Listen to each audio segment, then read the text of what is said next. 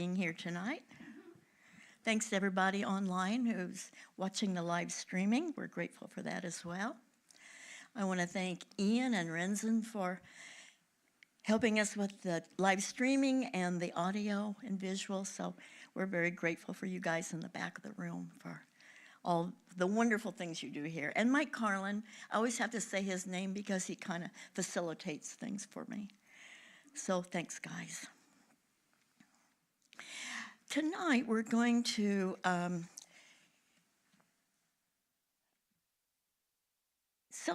begin celebrating the winter solstice. The solstice actually is on the 21st of the month, so we're a little bit ahead of things, but we can't prepare too early for this wonderful event. You know, this is the dark time of the year. In Celtic traditions, there are only two seasons, season of light and the season of dark. And we're getting ready to enter the season of dark. It's a time to think about renewal, visioning, dreaming about what can be, because the harvest is in, the summer is over, and we're preparing for this dark season.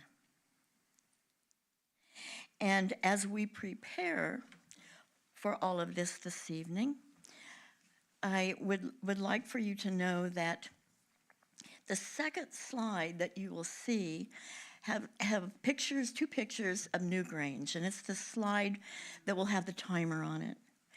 And Newgrange is in Meath County, Ireland, and there are they're actually mounds where people have been buried over the centuries, really, really old.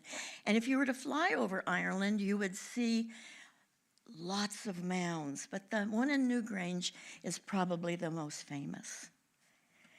So I want you to know where that slide came from. We're going to prepare by putting our hands in prayer position, and thank you for sitting close. And feel the energy as it comes into your fingertips, and then into the palms of your hands, and then just begin rubbing them together until you feel some energy, and then a little faster until you feel heat. And when you feel heat, just go ahead and drop your hands into your lap in an open position to receive whatever it is that you've come for tonight. Might be a little different for each of us. So the first reading is by John O'Donoghue, wonderful Irish poet. And this is what he said. At first, we are children of the darkness. Your body and your face were formed first in the kind of darkness of your mother's womb. You lived the first 9 months there. Your birth was the first journey from darkness into light, and your life. Your mind lives within the darkness of your body, and every thought you have is a flint moment, a spark of light from your inner darkness. The miracle of thought is its presence in the night side of your soul. The brilliance of thought is born of darkness. Each day is a journey. We welcome out of the night into the day. All creativity awakens at this primal threshold where light and darkness test and bless each other. You only discover the balance in your life when you learn to trust the flow of this ancient rhythm. And our prayer. Dear Creator of everything, tonight we prepare our darkness to be a fertile place to give birth to light. We are urged with that spark of divinity within us to grow and prosper and give shelter to that creative process that welcomes miracles, welcomes exponential joy, welcomes a sweet kindness that prevails and grows in the darkness. I release my fear of the unknown, for in this precious moment, the only one I have everything I need. I experience oneness with all life, seen and unseen, animate as well as the rocks and rivers and stars that show me the way. I give thanks for this and so much more.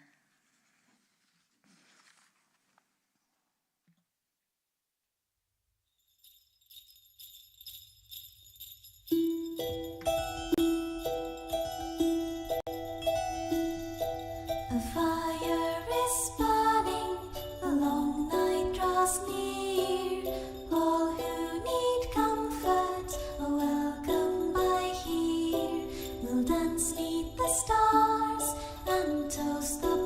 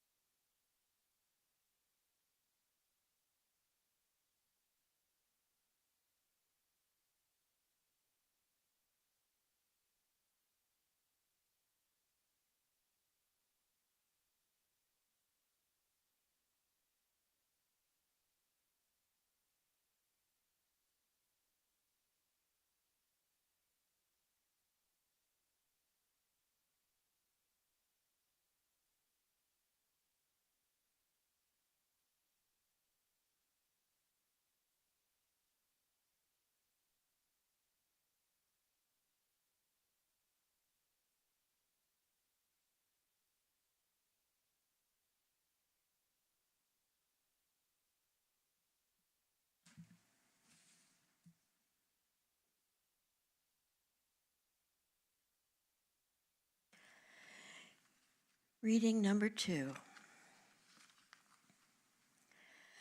Our ancestors had only the stars at night to guide them. And it was really dark this time of year, for sure. In the season of light, we grow things. And in the season of dark, we plan things. The celebration of Yule, which is the precursor of Christmas, we sometimes use that name synonymous with Christmas, but it's really a much older word than Christmas is. And the celebration of Yule is pre-Christian and revolved around the winter solstice. Since there's not a date in the Bible for Jesus' birth, the early Christians, the 4th century Christians, decided that this would be a good time to, the winter solstice, to celebrate Jesus' birthday, the coming of the light. And it was also an enticement for the pagan peoples to bond more easily to Christianity. And they were literally waiting for the sun. Solstice means the sun stands still. So for 2 times a year, summer solstice and winter solstice, it does appear that the sun stands absolutely still. And of course, we're waiting for the light. Before we understood how the solar system and gravity work, we told stories to explain the darkness. And these are Celtic things, the stories you'll hear tonight, a couple of Celtic stories. And the Irish and the Welsh and the Scottish were really good storytellers. It's also a time that it kept us entertained, these stories, and it kept our spirits up because it's kind of easy to get pressed when it's cold and bleak and you can't get outside and do things. So it was a way they could also keep their spirits up. It's also a time to acknowledge the wonder and mystery of nature. Perhaps it allows us to walk a little more humbly on this planet. There are many myths about sons being born on the winter solstice, Jesus for sure. But the Egyptian goddess Isis, her son Horus was also born at the winter solstice, as was Apollo in Greek mythology. So it's a common thread that runs through many ideologies, this thing of welcoming the sun, S-U-N-S-O-N. There are also a lot of symbols for Yule. The evergreen wreath represents the wheel of the year and the completion of another year. The Yule tree represents the tree of life, and berries and popcorn were strung all those years ago, hung outside to feed the birds. And the pine tree, which doesn't lose its needles like all of our deciduous trees lose their leaves, the pine trees keep their needles and they stay green, evergreen, and it was a symbol of life. And they loved having either the tree or wreaths inside.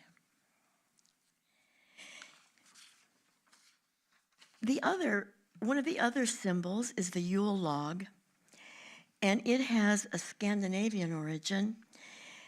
It was carved. It was a really, really big log, and it was had hand-carved runes in it and symbols, and it said that the big ones would burn for the 12 days of Christmas. So what remains for us now with the Yule log is a dessert. You know, we have these beautiful desserts of a Yule log but it really was something a long time ago that was a lot more meaningful than a dessert. I also want to say that this service tonight is a precursor for the Spiral of Lights, which will be next Wednesday night. Starts at 6:30, earlier than our service tonight, so please come early so you can get a good seat and bring your family and friends. It's another way that we acknowledge our ancestors and how the light came to us a long time ago. So we honor tonight the darkness which gives birth to light. And this is our prayer. The divine is the thread that runs through everything, animate as well as inanimate. We open our hearts in this moment to receive the light, to allow it to awaken us to the next indicated step on our journey. We raise our voices in song and gratitude, and we allow our spirits to hold hands and remember that we are one in this beautiful entity that knows the truth about that stable and unwavering thread that unites us, even though we cannot see it with our naked eye. I can feel it. We can feel it. And it is good.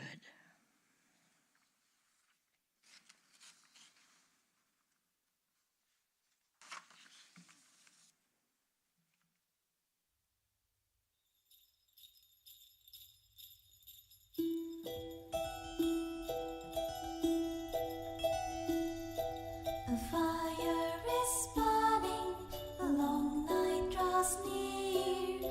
All who need comfort are welcome by here. We'll dance neath the stars and toast the past year. For the spirit of solstice is still living here. We'll count all our blessings while the mother lays down, with snow as her blanket covering the ground. Thanks to the mother for the life that she brings. She'll waken to warm us again in the spring.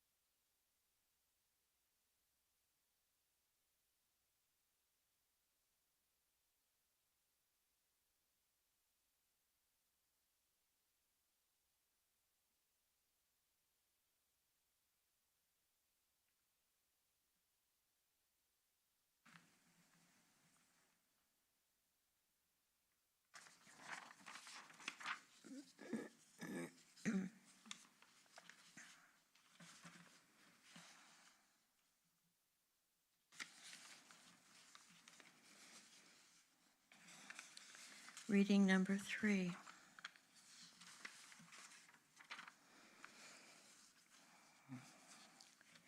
This story comes from the book Celtic Spirit by Caitlin Matthews. And it goes like this. Once in a land filled with the magic of nature, 2 mighty kings ruled the year, each governing for half of the time. These were not ordinary kings, no, not at all. They were powerful beings who held sway over the seasons themselves. The Oak King, known as the Lord of the Waxing Year, ruled from midwinter, Yule, to midsummer, which is called Litha. And while the Holly King, known as the Lord of the Waning Year, reigned from midsummer to midwinter. The Oak King was young and mighty vigorous. He represented growth, expansion, and the brightening of the world. His reign began at Yule, the time of the winter solstice, the shortest day and the longest night of the year. With his arrival, the days started to get longer, and the sun shone with increasing warmth, awakening the earth from its winter slumber. The Holly King, on the other hand, was his mirror opposite, a figure of withdrawal and rest. He was the keeper of the waning year, presiding over the diminishing light, the time of harvest, and preparing for the winter. His rule began at midsummer, the time of the summer solstice, the longest day and the shortest night of the year. As the wheel of the year turned, the 2 kings engaged in a perpetual but peaceful battle. Each and every solstice, they would meet on the field of the world, and the ruling king would fall, only to rise up again at the next solstice, maintaining the balance of the seasons. And remember, there are only 2, season of dark and the season of light. The Holly King, cloaked in deep dark green with a wreath of holly on his head, embodied the quiet and reflective time of the year. That's where we are right now. He is wise and thoughtful, a steward of the fading, reminding everyone of the importance of rest and conservation. The Oak King, decorated with leaves and acorns, symbolizes the brilliance of life. His time is one of growth, joy, and the abundance of the sun. And it fills the world with energy and light. Their battle is not one of malice, but of necessity, each ensuring the continuity of the seasons and the natural cycle of growth, decay, and renewal. Together, the Oak King and the Holly King keep the balance of the world, ensuring that neither light nor dark reigns forever. And this is our prayer. Dear great giver of light, I give thanks for the seasons of darkness and light. I have produced and used energy during the reign of the Oak King. And now I give thanks that the Holly King brings me rest and a time for reflection. As the wheel of the year turns, may I remember that rest and reflection are just as important as to me and to the whole world as producing anything from my work. Thank you for these gifts. All is surely well.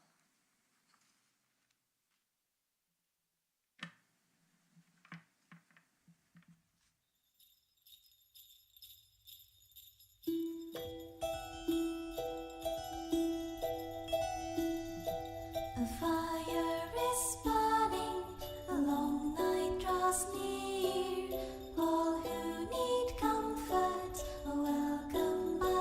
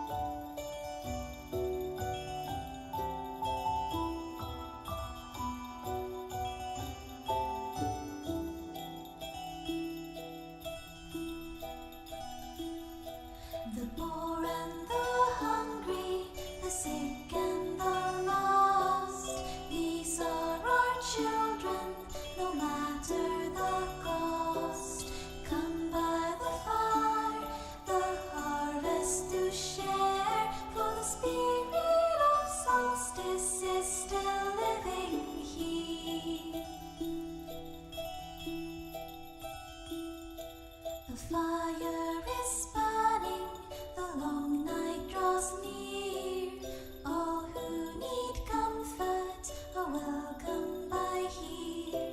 We'll dance neath the stars and toast the past year, for the spirit of solstice is still living here.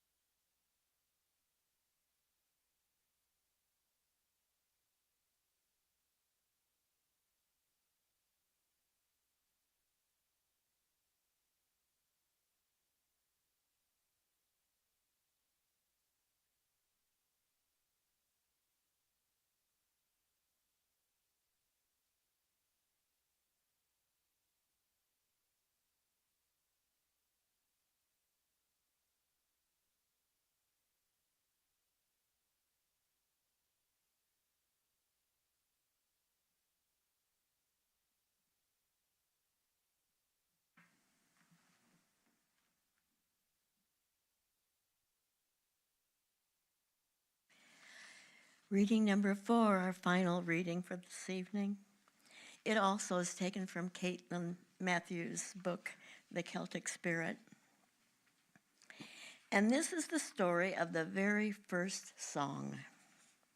It's a true story, as well as stories are, if you believe in them.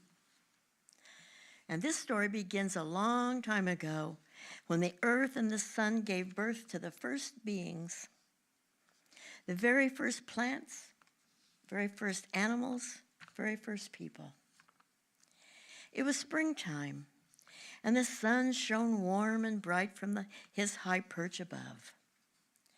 And Earth, proud mother that she was, held and fed her newborns and relished them with tenderness and love.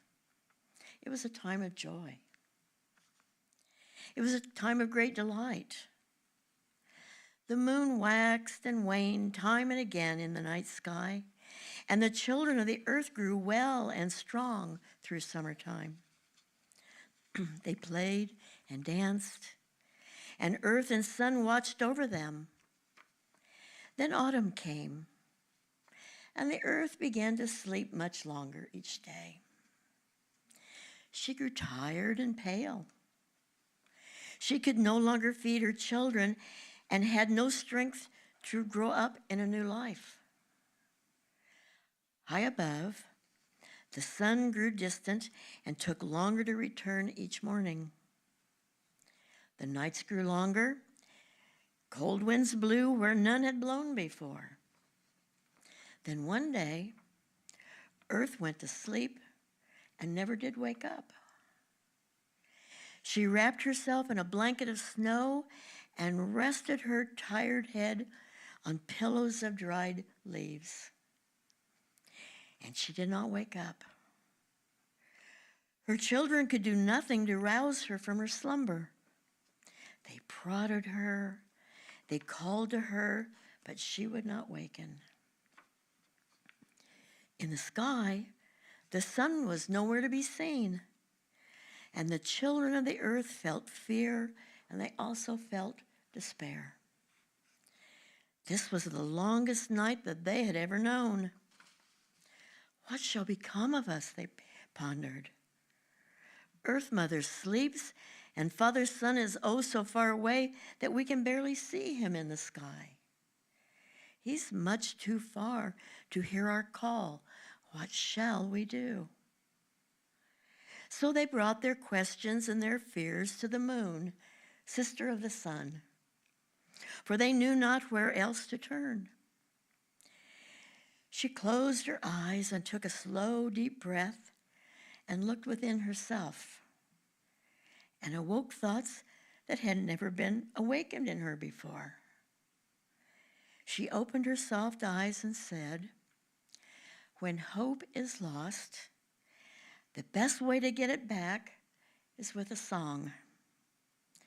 Climb the tallest trees, climb the biggest hills, the highest mountains, and Yule a song to reach the sun." Now, Yule is a word from one of the most ancient tongues.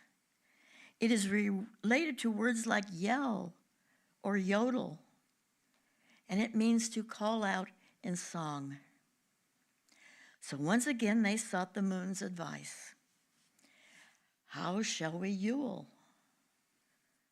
And how shall we sing a song? Take what the best that you have, the best of what you are.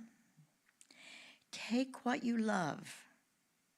Take what you cherish the most. Take your joys, your dreams, your fondest hopes, and weave them all together in a sound. And that's what they did. They climbed the tallest trees, the tallest mountains and hills. They stood in places that would bring them closer to the sun. They shut their eyes and felt the best of thoughts and feelings and dreamt the finest dreams. And as they did, their voices rang and made a bridge of song across the sky to reach the distant sun. He heard and turned and smiled. Then he wrapped himself in all his light and warmth and sped to where the Yuling voices called. As he drew near, the sleeping earth did stir and dreamed a song of spring. The wheel of life made its first round, and hope and joy prevailed. And ever since, that time of year has been called Yule in honor of that song. But the first song did not end. It had such power, such allure, that the first beings kept singing it throughout. And then the second beings sang it all year long. Then the third generation of beings, and so it is ever since it's sung through the seasons and years until this very day, right now with us. At times, the song is very soft and scarcely can be heard above the din and clatter of our lives. But when Yule comes, it rises and it swells in memory of that night when the sun heard and light and life were spared. And so do we. On the longest night, gather with those we love and those who love us. And we stand upon the body of slumbering earth and light the log with last year's coal and lift our voices soaring for the sun and join the song that first was sung so very long ago. We sing our thanks to those who went before, and we sing our fondest wish to those who come behind. We bask in the returning light of reawakened hope, and we awaken Yule. So our prayer is we're going to Yule this chant in our best, biggest voices.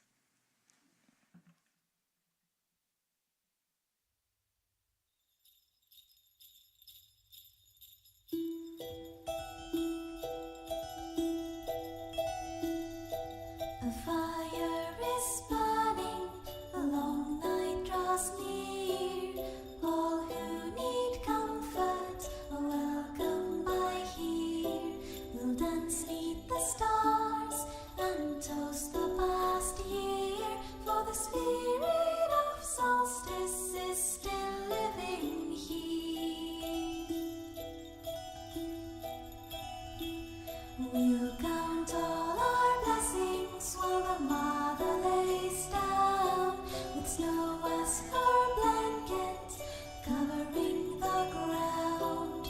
Thanks to the mother for the life that she brings. She'll waken to warm us again in the spring.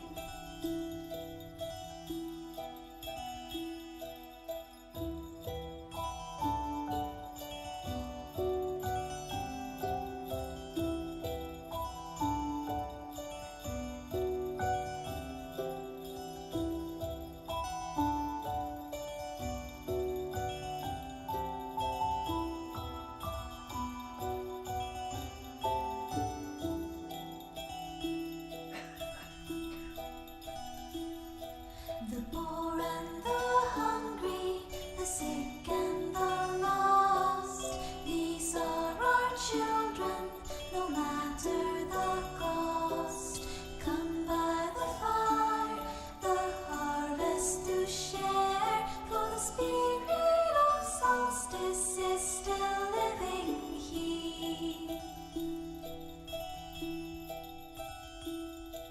The fire is burning, the long night draws near. All who need comfort are welcome by here. We'll dance neath the stars and toast the past year. For the spirit of solstice is still living here.